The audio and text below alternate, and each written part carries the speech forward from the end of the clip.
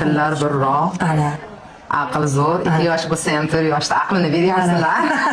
Yaxshi. Bolam Cherepnoy, kasalliklar tashxisi bilan kelganmiz. Klinikamizda doimiy bemori, qirolichalardan yana biri, adashmasam 8-marta kelgan. Birinchi kelganimizda umuman ko'nmasdi. Degan odamlardan qo'rqib yig'lardi. 2-3 kurs lecheniyadan keyin rezultati yaxshi. Har 2 oyda kelib lecheniya oldik.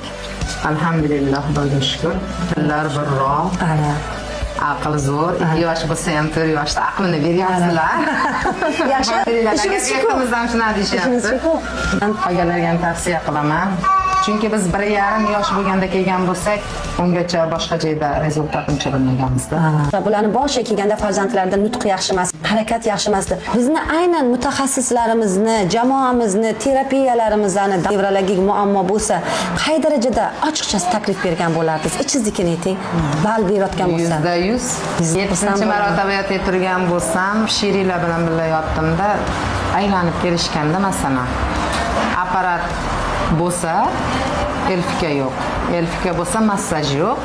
Bitta jam hammasi. O'sha natijani zo'r qilish uchun, o'sha uchun ikkilanmasdan bizni klinikani tanlashingizni taklif qilgan bo'larmidik? Albatta, 100%.